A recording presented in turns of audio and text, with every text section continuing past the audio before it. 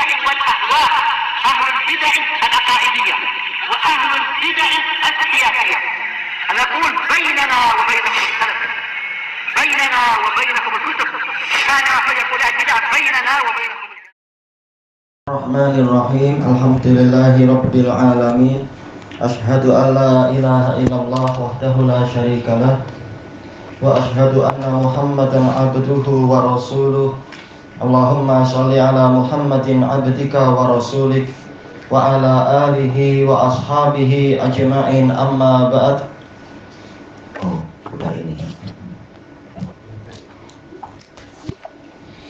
Kita masuk ke muka surat 73. Qala al-Imam benar nih ya.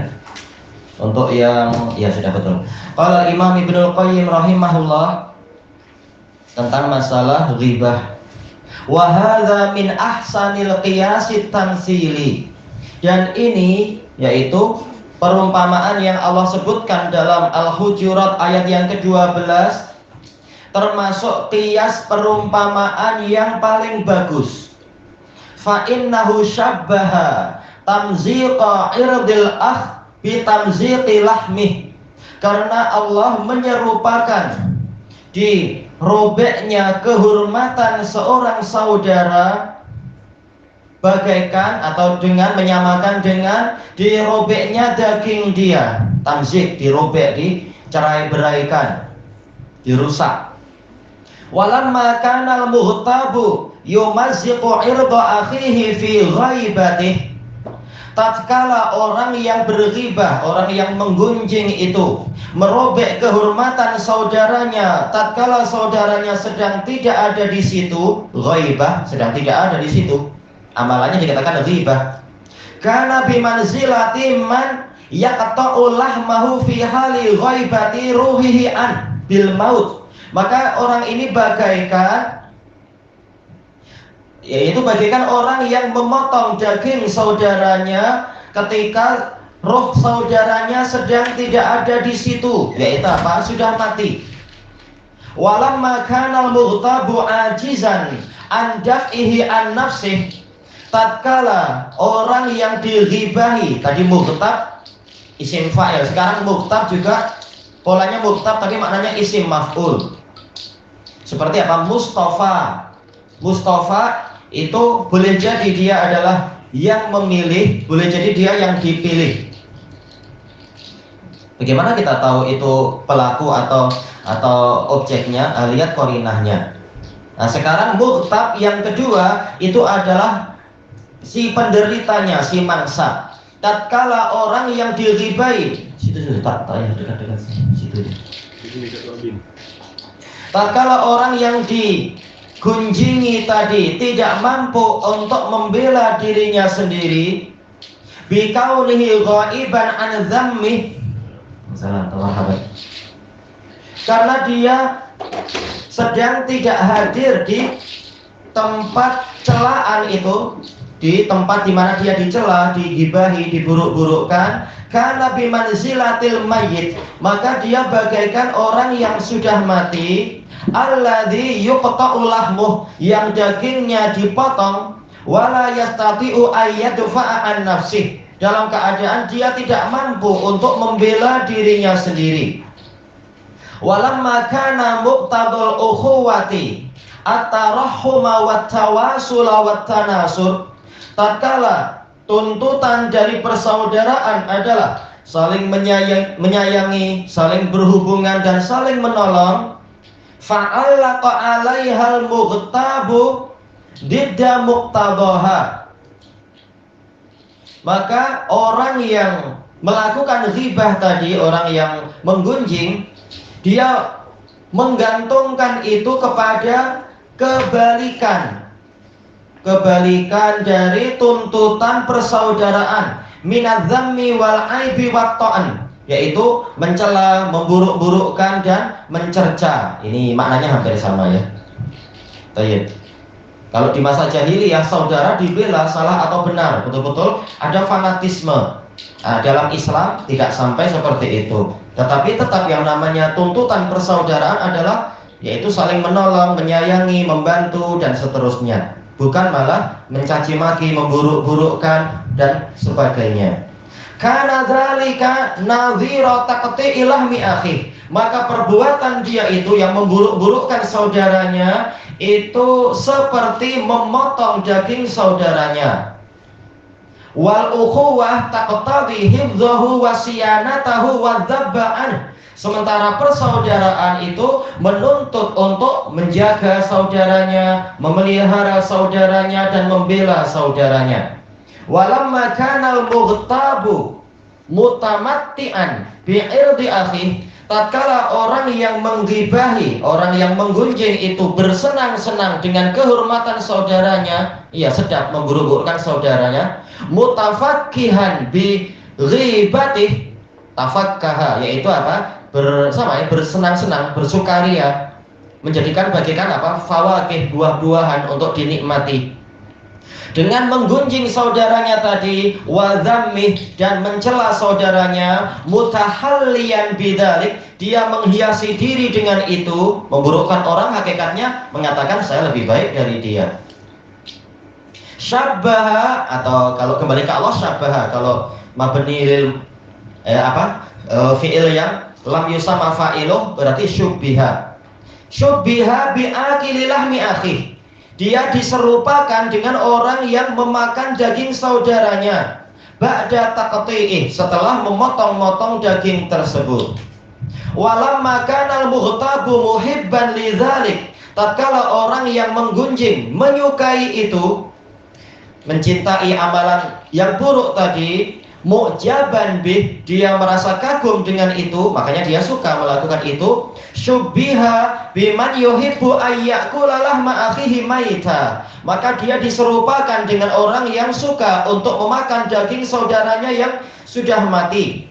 Wa mahabbatuhu lidzalik qadrun zaidun ala mujarradi aklih, sukanya dia terhadap memakan daging saudaranya itu lebih daripada sekedar memakannya saja. Makanya di sini Allah tidak sekedar mengatakan apakah kalian mau memakan, tapi bahkan apakah kalian suka untuk memakan daging saudara kalian yang mati. Jadi ini yang Allah bahas lebih dari sekedar makan, tapi sampai tingkat suka. Kalian sukakah yang seperti itu? Buktinya kalian tak berhenti-henti melakukan itu.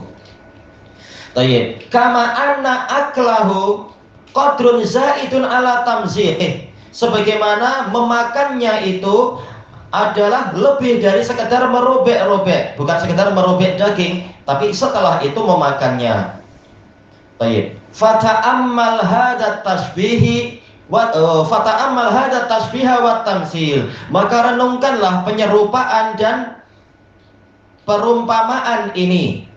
Tasbih, penyerupaan, tamsil terkadang artinya yaitu perumpamaan dan terkadang artinya adalah penyamaan.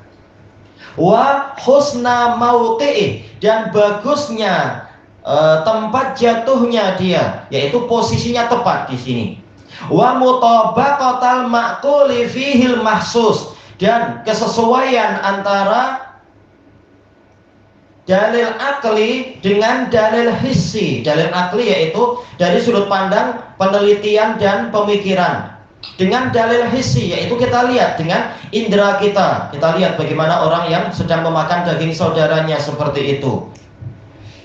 Wa ta'ammal ikhbarahu anhum, dan renungkanlah pengkhabaran yang Allah berikan tentang orang-orang tadi. Bikarohati akli lahmil akhi maita, dengan yaitu Allah mengkhabarkan dengan apa? Yaitu dibencinya memakan daging saudara yang sudah mati. Jelas bukan sekedar tidak suka, bahkan fakarih tumuh, kalian sendiri benci itu. Wa wasfahum bidzalika fi akhiril ayah, dan renungkanlah bagaimana Allah mensifati yang demikian itu di akhir ayat, yaitu kalian benci untuk memakan daging saudara kalian yang mati. Wajib pula kalian membenci untuk mencemarkan kehormatan saudara kalian yang sedang tidak hadir itu. Wal ingkara alaihim, renungkan juga pengingkaran Allah terhadap mereka. Fi awwaliha, di awalnya. Wala yaghtab. Baik. Ayyuhibba ahaduhum dzalik, Allah mengingkari salah seorang dari mereka itu mencintai yang seperti itu. Fakama anna hadza makruhun fi tibaihim, maka sebagaimana ini memakan daging saudara itu dibenci di dalam tabiat mereka, tabiat orang yang masih akalnya sehat. Fakaifa yuhibbuna ma huwa mithluhu wa nadhiruh, maka bagaimana mereka suka terhadap sesuatu yang semisal dan sama dengan itu, yaitu memakan kehormatan saudara. Nah, disinilah sisi dalil akli. Dalil nakli yaitu Quran mengajak kita untuk membandingkan sesuatu yang akal, yang hissi boleh dilihat langsung, masalah memakan daging orang, untuk direnungkan menjadi dalil akli. Kalian tidak suka itu, maka wajib untuk kalian tidak suka melakukan ghibah. Makanya ayat Quran ini walaupun dia adalah dalil nakli, yaitu sejak awal sudah mengharamkan wala yaghtab. Itu dalil nakli, tetapi Allah menguatkan lagi dengan apa? Menggunakan dalil hissi dan dalil akli. Ini menunjukkan kedalaman dari sastra Al-Quran dan kekuatan hujjah dia dari berbagai sisi. Tak ada istilah yaitu Al-Quran menyelisihi akal sehat. Berarti akal sehat kita yang belajarnya kurang. Tayyib. Fahtajja alaihim bima karihuh, maka Allah berhujjah terhadap mereka. Allah membantah mereka dengan apa? Dengan sesuatu yang mereka sendiri membenci itu. Dengan apa? Cara kias. Mengkiaskan ghibah dengan memakan daging orang yang mati, saudara sendiri lagi. Alama ahabbuh, kepada sesuatu yang mereka sukai, padahal wajib untuk dibenci, yaitu apa? Menggibahi orang. Jelas kalau kita tidak dididik dengan baik, kita suka yang melakukan pergunjingan itu, menggunjing orang lain. Wa syabbaha lahum ma yuhibbunahu bima huwa akrahu syai'in ilaihim. Allah menyerupakan untuk mereka ghibah yang mereka sukai tadi dengan sesuatu yang paling mereka benci. Wa hum asyaddu syai'in nufratan an, dan mereka paling lari dari perbuatan seperti itu, yaitu memakan daging saudara. Mungkin kalau disuruh minum khamar, kalau dipaksa orang masih mungkin untuk meminumnya, tetapi kalau untuk makan sesama saudara, ini kita masih punya belas kasihan dan merasa jijik yang seperti itu.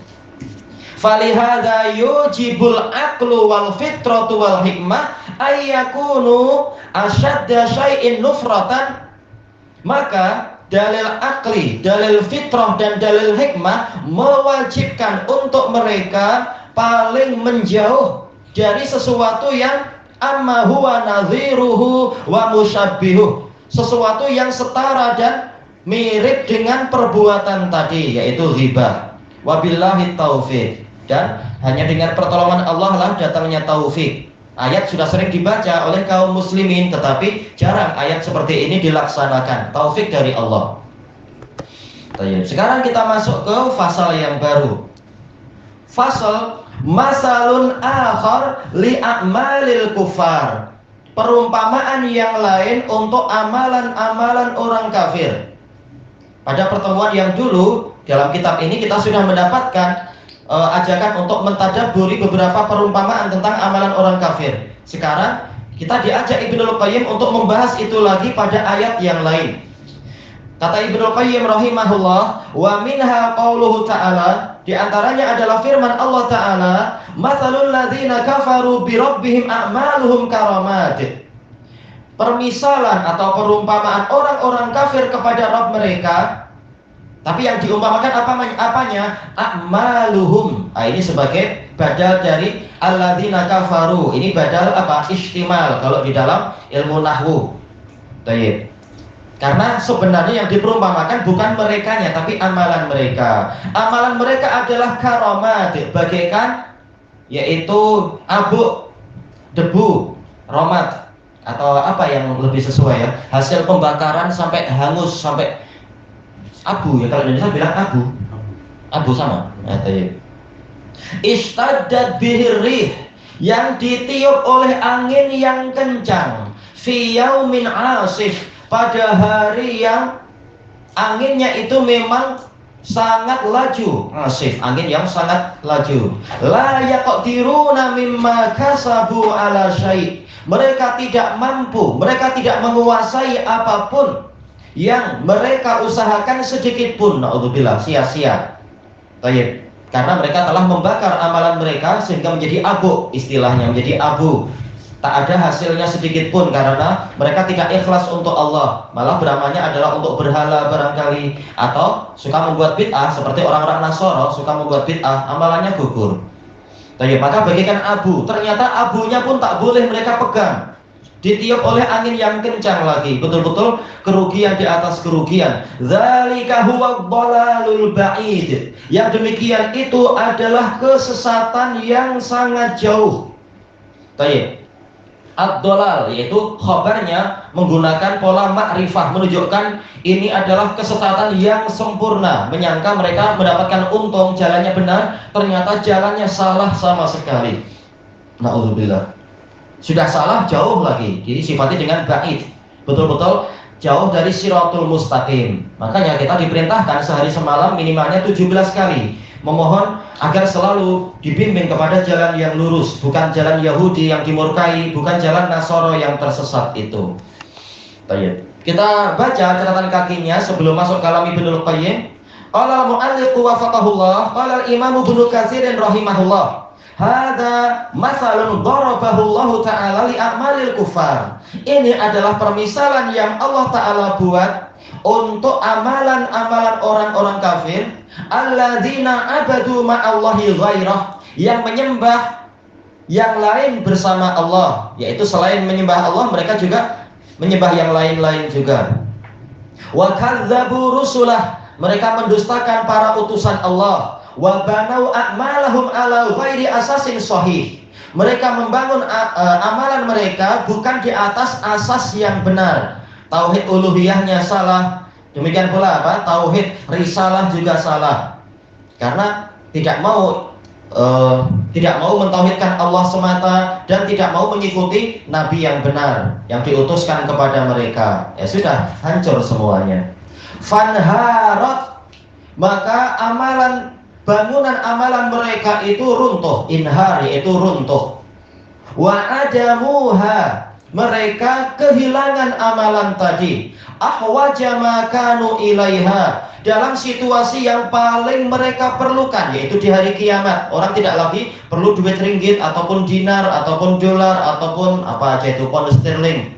Tapi yang paling mereka perlukan adalah amalan. Itu modal yang berguna di hari kiamat. Ternyata di waktu yang paling di situ orang memerlukan amalan, ternyata semuanya hilang untuk orang-orang kafir itu. Na'udzubillah. Faqala ta'ala mathalul ladzina kafaru bi rabbihim